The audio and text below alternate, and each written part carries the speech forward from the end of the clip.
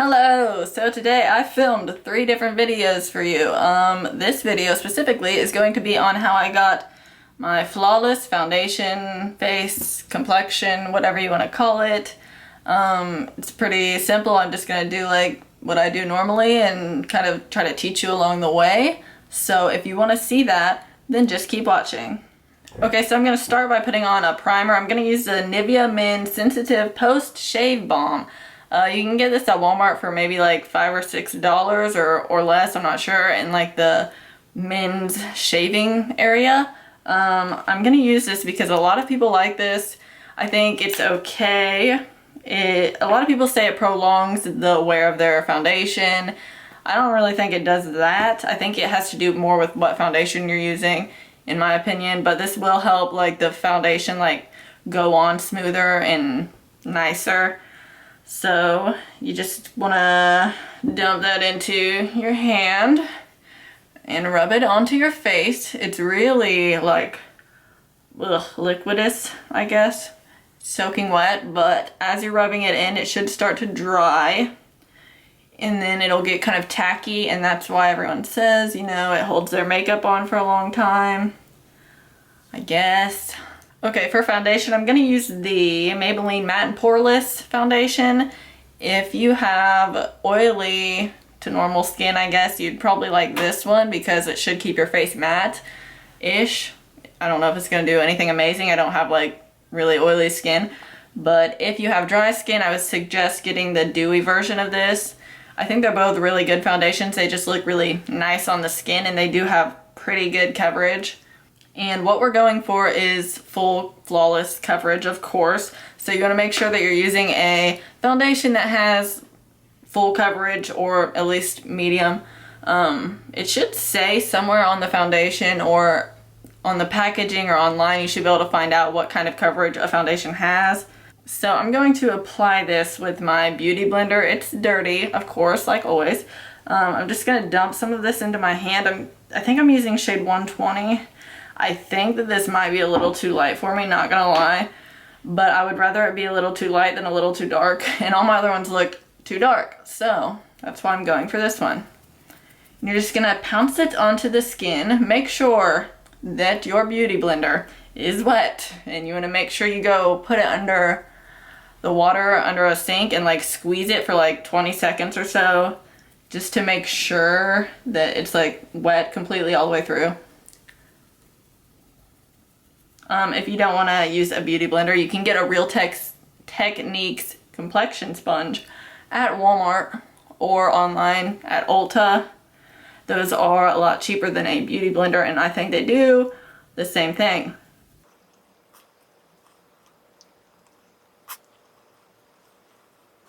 You're going to make sure you put a little bit of foundation on your ears and drag it down onto your neck. This is not a perfect match for me, but I think it's better than being dark. So this isn't like the fullest coverage ever. If you wanted one with really good coverage, I'd probably suggest like CoverGirl 3-in-1 foundation is really, really good, or Revlon Color Stay is pretty good, L'Oreal True Match. I like a lot of drugstore foundations. I'm gonna take my little flat tiny elf brush and go around my eyebrows with the foundation.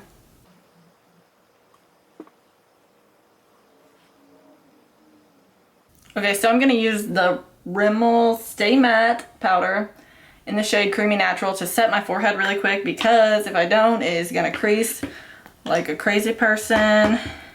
Nobody wants that. I do love this powder. It's like one of my favorites. I've been using it forever. It doesn't have like so much coverage that it completely changes the color of your foundation, but it doesn't have like no coverage. So it's like perfect for me, and it's really cheap. Okay, now I'm going to move on to concealer. If you have acne, I'm going to suggest you use a concealer like this. This is the NYX Above and Beyond Full Coverage Concealer. I don't usually have to use this, but if you do, I think you should use something like this in a jar, because it's more thick and it'll like hold on to where you put it better. And what I would do is like put it on the acne with my finger and don't blend it out too much, and then like go back over with your little sponge and put a little bit like of more foundation on top of it so it matches the rest of your face. And now if you have dark circles, I don't have them too bad today, but if you do, I suggest using something like this. This is the NYX, what are you? Dark Circle Concealer.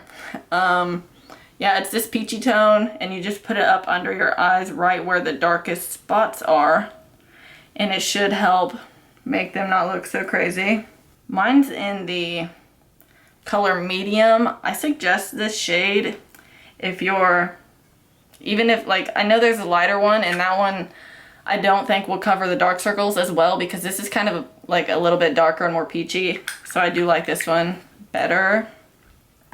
So you're just gonna put that on your under eye area, and then you're still gonna have to go over it with a different concealer.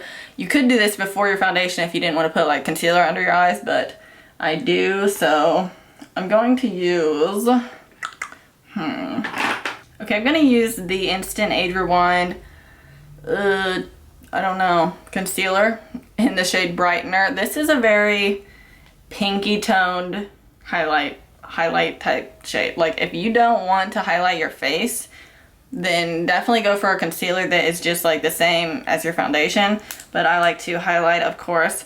So I'm just going to put this under my eyes. I do love this concealer. I bought like several. I have this one and the neutralizer one, which is a lot more yellowy and would probably look better if you're like more tan. But this blends out so easy, and I think it has good coverage. You could probably just use this on its own if you don't have very bad dark circles, and it should cover pretty well. And now I'm just going to take my beauty blender on the pointy side and just dab the concealer, because I don't want to move it around too much. I want to try to keep the coverage and everything. This is just the places that I like to highlight. I mean, you can highlight in the center of your forehead if you want to, but just make sure you do it before you set your forehead. And also, you don't have to highlight in these places if you don't want to. Like if you have a big chin, I would not suggest highlighting your chin. But I have like a small one, so I want to try to like bring it out more. And truthfully, if you just highlight the tip of your nose like this, and then like you set your face, like it'll kind of like contour your nose for you, because it's kind of darker on the sides and then lighter in the center, so it's like making it look more slim. Okay, so I'm just going to take the Maybelline Fit Me powder in the shade 110 and set under my eyes. I'm taking a dry Real Technique sponge and packing powder onto it like a lot, and then just gonna pack the powder on under my eyes. This will help prevent creasing, and since I'm using a really light powder, also it's going to keep my highlight nice and strong. I mean, like it's glowing right now, you can see. If you don't want your face to be highlighted, like, then just use whatever face powder you're going to use, I would say, and just pack it on with a sponge.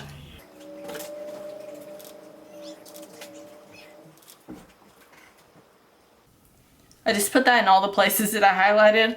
It's a little bright, I know. And then I'm going to go back with my Rimmel powder and set the rest of my face. Just, you want to make sure you set your whole face, I would suggest. Unless you are like really dry skin, it might look kind of cakey, but really, it really just helps your foundation stay on a lot longer and not transfer everywhere and be like messy. Okay, so I usually just let that sit for like a few minutes, and then I wipe off any of the excess powder. And now I'm going to go in and start bronzing. What I've been doing recently is taking my Too Faced, the little black book of bronzers, and I've been using Milk Chocolate Soleil and Chocolate Soleil to bronze my face. So first I'll take the Milk Chocolate Soleil. I'm taking this. This is not the NARS Ita brush, but it is a dupe that I got from Amazon. It's so, like, I love the shape of this brush. It makes me want to buy the actual NARS Ita brush because I really like using this, but the actual one is like $50, so that's kind of ridiculous. This one sheds like a maniac. It's ridiculous, but I just really like the shape, so I keep using it. So yeah, I'm taking the Milk Chocolate Soleil first and just kind of carving out where I would contour my cheek. And I'm also going to take this up onto the temples. This is pretty light for me today. It works a little bit better whenever I'm more fair, but I really like using this to like contour my forehead and stuff because this shade isn't very harsh. It's just kind of like a light contour for the forehead because this is a very light bronzer. It's really good for anybody who is like pale. I'm like, as I'm talking, I am like seriously eating this powder, and I mean, I'm telling you, it tastes good. It smells like pure chocolate. Kind of tastes like chocolate or sugar or something. My cheeks are like glowing because that powder also is kind of has like an iridescence to it, like a somewhat of a glow. You can definitely get that powder in like a matte version if you wanted to use something matte under your eyes, but that one's just like very, very glowy. And then I'm going to take just this brush I got from like Amazon. It's like a fluffy small kabuki brush, and go back into the milk chocolate soleil and contour my nose with it. I really do like using the milk chocolate to contour my nose because it's nice and light, so it never looks too harsh, and even if it does, I can just kind of blend it out really easily. I just take my powder brush and kind of go back over it so it doesn't look too crazy. Whenever I contour my face, I do it pretty low, probably lower than most people. I kind of just do it from like this little point on my ear down towards my mouth, and usually it just kind of becomes lower anyways for me just blending. But yeah, I'm gonna take the normal chocolate one now, which is darker, and go right on the very edge of my contour and try to sharpen it up a little bit more. This brush was like a $1 on eBay, and truthfully, I feel like it's kind of like pretty good for that deal. I mean, it may shed, and it's kind of like not the softest thing in the world, but I feel like what it does on my face, like, it's just really good for contouring. I really like it. So if you don't want your contour to be that harsh, you can obviously just use like a fluffy brush and just kind of go around your face like in the points that I did, but not like so sharp and dark. I feel like I might have been really bright, so ignore that if I was. I kind of turned the light behind you down. Now I'm gonna go in with blush. I love blush. My favorite blushes are the Tarte blushes, of course. Don't know what color I want to use though. I think I kind of want to use this. This is a Tarte Colored Clay Bronzer Blush in Park Avenue Princess. I don't know, I kind of like this. I like, if you can see in the middle, there's more pink, so I try to stay more on the outside where it's more bronzy because I'm wanting my blush to be kind of bronzy right now. So I'm just going to take my stipple brush from Real Techniques and just kind of go around the edges of that.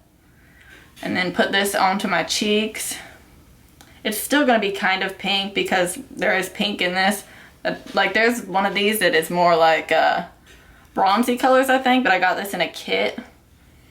I don't know if this one's really as good as all the other Tarte blushes, but it does look nice on the skin. I think it just takes a little bit more time to like build it up. So then I'll kind of go over everything with my powder brush again, like right around the edges to help blend things a little nicer so they don't look too harsh. So I'm going to go in with a highlighter. I'm going to use the Stila All Over Shimmer Duo in Kitten. Of course, I'm going to take these two shades. One's kind of pinky, one's kind of champagne, and just mix them together. It's really soft though and really powdery. And then I'm just going to put this on the highest point of my cheek, and I usually bring it over here. I don't know if that really makes sense to do, but I do it anyway. It makes it look a little bit more glowy on the whole side of my face. Then I'm going to take it down my nose. Now this highlighter is not very intense. Like it's right now it's coming off really soft. So I like to use a highlighter like that to begin with and just kind of put it in those places. And then I will take a more intense like crazy highlighter and just put it right on the top of my cheekbones. Trying to decide which one I want to use. I think I'm going to use my Anastasia Glow Kit in Gleam, and I'm going to use this shade Crushed Pearl. This is just, like, if you want to be freaking glowing, use it, because damn. So I just put that, like, right here. I don't know how well you can see that on camera. A lot of people will straight up pack this on for days, and I'm just like it'll look good on camera, like, oh, damn, they're glowing, but in person, I just cannot stand having it packed on that much. It looks weird to me. I've gotten makeup all in the little corner areas of my hair, and that looks so precious. I'm gonna go put lipstick on, and then I will be back because this is a finished face so far.